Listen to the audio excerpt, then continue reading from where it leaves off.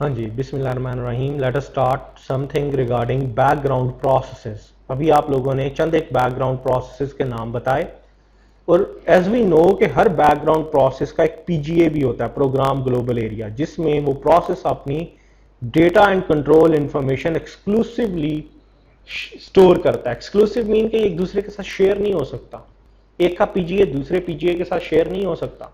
हर background process का, user process का या सर्वर प्रोसेस का अपना अपना पीजीए होता है। ये देखिए जी, lot of process, DB writer, log writer, check point, system monitor, process monitor, recoverer, then job queue processes, ये सेपरेट होते हैं।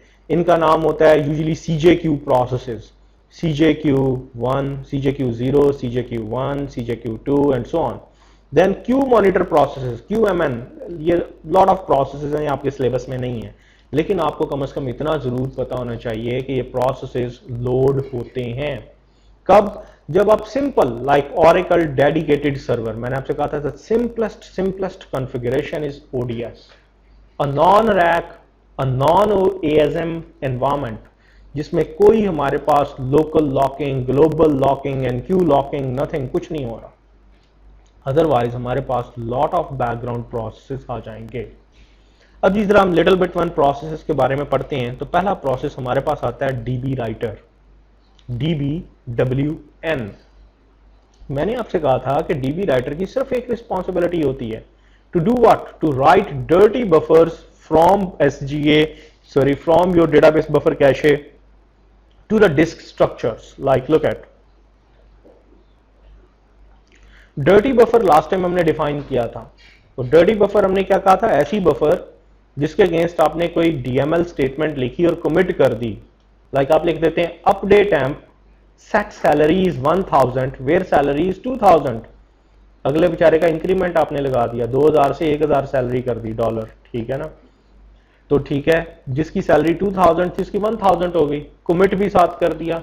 तो ये मेमोरी के अंदर तो आप फौरन वो ओरेकल ब्लॉक अपडेट हो जाएगा, लेकिन डिस्क के ऊपर भी पुराना ही ब्लॉक पड़ा हुआ है। और जब कमिट हो जाएगा तो इट्स कॉल्ड डर्टी बफर।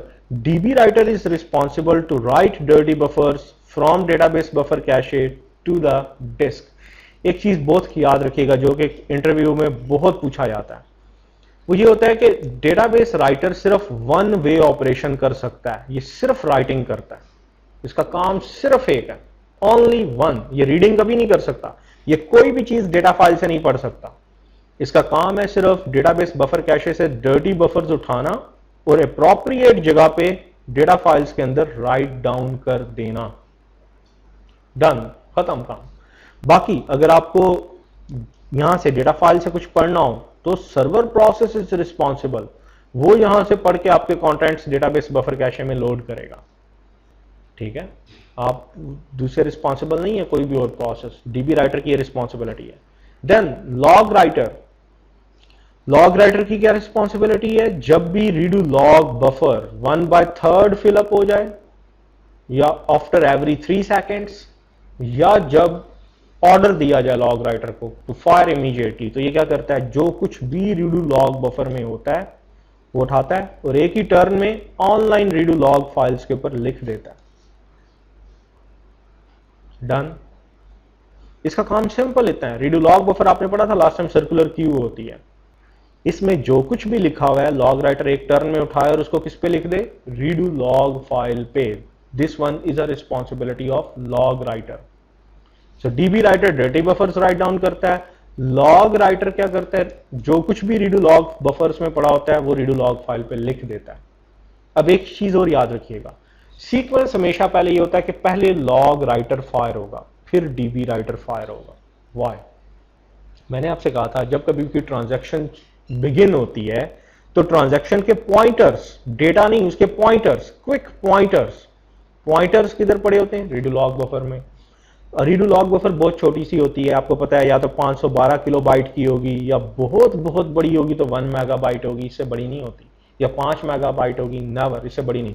जबकि डेटाबेस बफर कैशे तो जीबीज में हो सकती है, 1 गीगाबाइट की, 100 गीगाबाइट की, 200 गीगाबाइट की, 1 टेराबाइट की भी हो सकती है। आपको पता है अगर आपके पास 64 बिट आर्किटेक्चर है तो 16 टेराबाइट आप पूरे इंस्टेंस को एलोकेट कर सकते हैं मेमोरी, तो बहुत बड़ी होती है।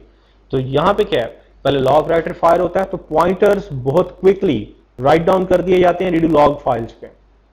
और जब आप कमिट लिखते हैं किसी ट्रांजैक्शन के अगेंस्ट, जैसे मैंने आपको लास्ट टाइम भी एक सिनेरियो समझाया था कि अगर मैं ये स्टेटमेंट लिख दूं like this one, update M set salary is 1, लें जी $10,000 कर दी, मैंने कोई वेयर क्लॉज दिया इसमें? नहीं दिया।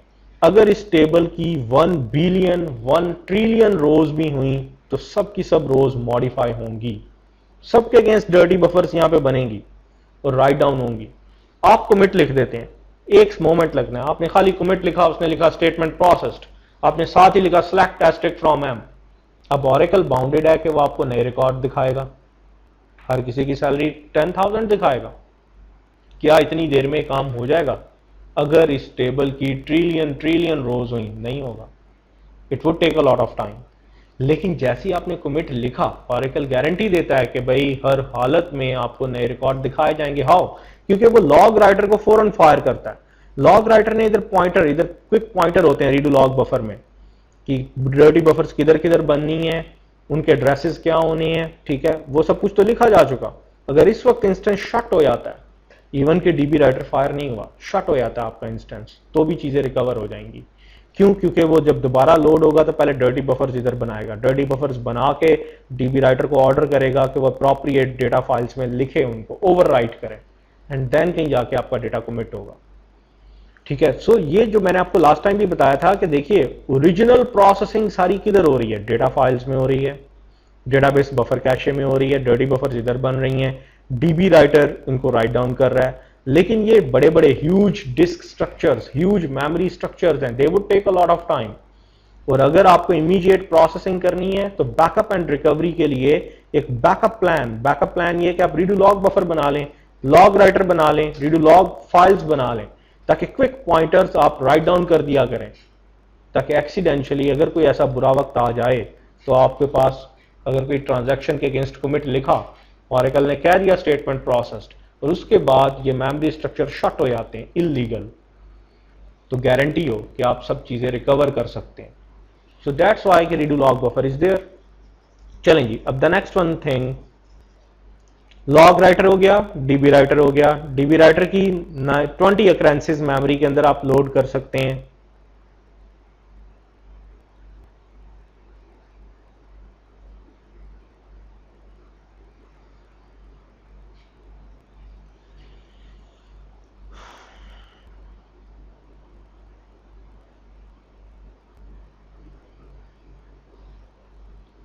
जी,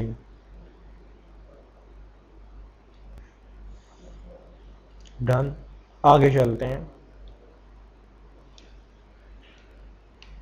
चेक पॉइंट,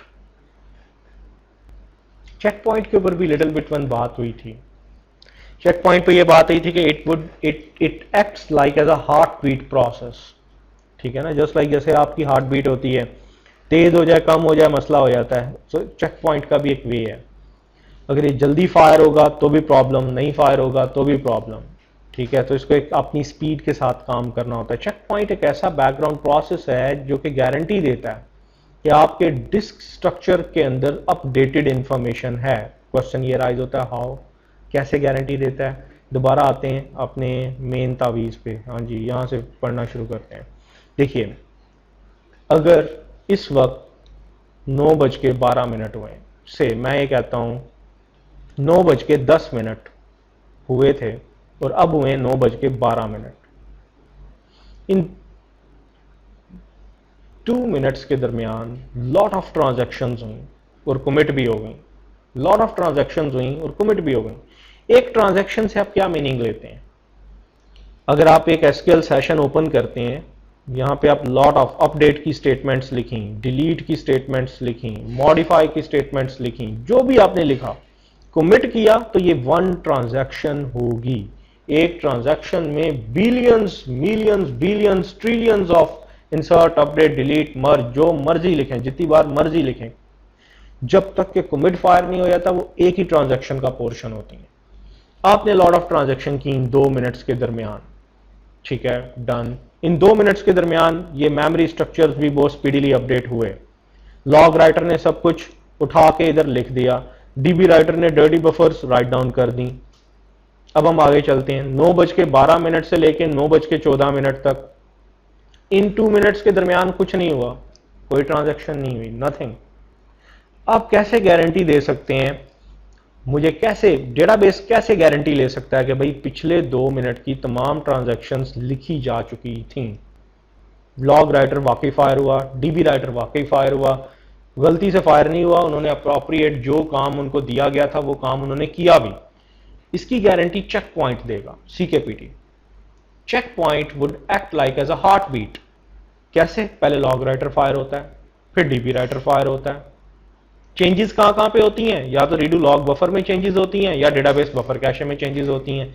जब चेंजेस सारी लिखी जा चुकी हैं डिस्क स्ट्रक्चर्स के ऊपर, तो अब चेक पॉइंट खुद फायर होता है तीसरे नंबर पर। हमेशा चेक पॉइंट का वे होता है, वो पहले लॉग राइटर को फायर करवाता है, फिर डीबी राइटर को फायर करवाता है। वंस फायरिंग हो गई, फिर वो खुद फायर मीन कि खुद एग्जीक्यूट होता है। खुद एग्जीक्यूट होके वो क्या करेगा? खुद वो एग्जीक्यूट होके हेडर्स को अपडेट करेगा। कौन से हेडर्स को? डेटा फाइल्स के हेडर्स को और कंट्रोल फाइल के हेडर को। अब से मैं आपसे कहता हूं, चेक पॉइंट, जरा मेरी बात गौर से सुनिएगा, अगर चेक पॉइंट 9:10 पे पहले फायर हुआ तो इसका मतलब है कि 9:10 तक की तमाम चेंजेस, 9 बजे से लेकर 9:10 तक की तमाम चेंजेस तमाम रीडू लॉग फाइल और डेटा फाइल्स में लिखी जा चुकी थी। डन। अब चेक पॉइंट 9:10 पे फायर हुआ, इट मींस कि जिस वक्त चेक पॉइंट फायर हुआ उससे पहले की तमाम चेंजेस लिखी जा चुकी हैं। और अब दोबारा चेक पॉइंट फायर होता है 9:12 पे। इट मींस कि 2 चेक पॉइंट के दरमियान का जो इंटरवल होता है, इसकी गारंटी ली जाती है। 2 चेक पॉइंट्स के दरमियान का जो इंटरवल है, उसकी गारंटी चेक पॉइंट खुद देता है। चेक पॉइंट ये कहता है कि 2 चेक पॉइंट्स के दरमियान जितनी भी ट्रांजैक्शंस हुई, चाहे वो कमिट हुई, चाहे वो रोल बैक हुई, चाहे वो इंडाउटेड हुई, जो कुछ भी हुआ उसके अगेंस्ट डेटा डिस्क के ऊपर लिखा जा चुका है व्हेन इट्स डन।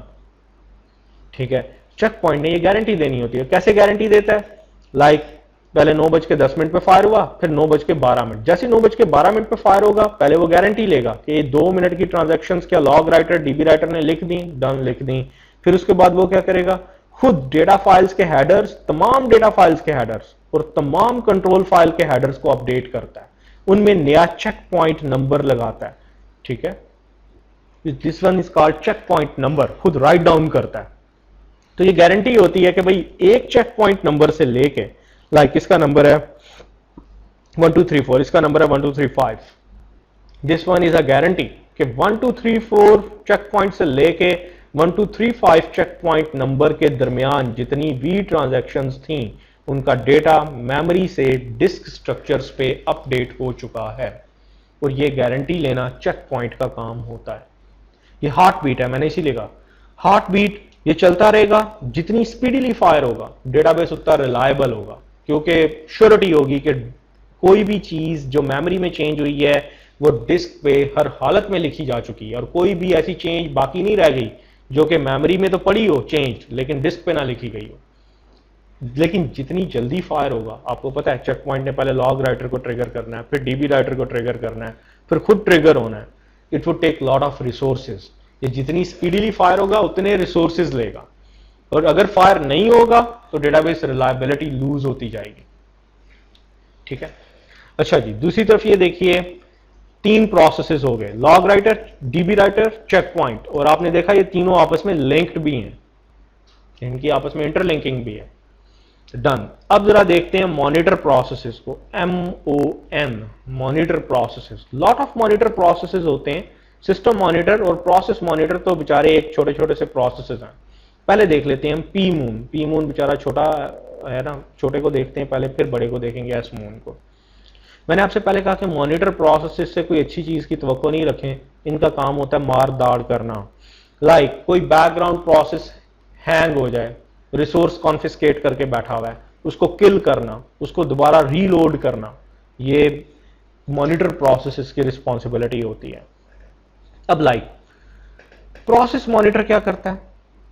कोई सेशन हैंग हो गया, कोई आइडल सेशन है, उसे किल करना है, लिसनर के साथ कोई नई डेटाबेस सर्विस रजिस्टर करनी है, ठीक है, उसको देखना है, ये तमाम पीमून के काम है। प्रोसेस मॉनिटर ये तमाम मेमोरी स्ट्रक्चर्स और डिस्क स्ट्रक्चर्स और बैकग्राउंड प्रोसेसेस को मॉनिटर करता रहता है।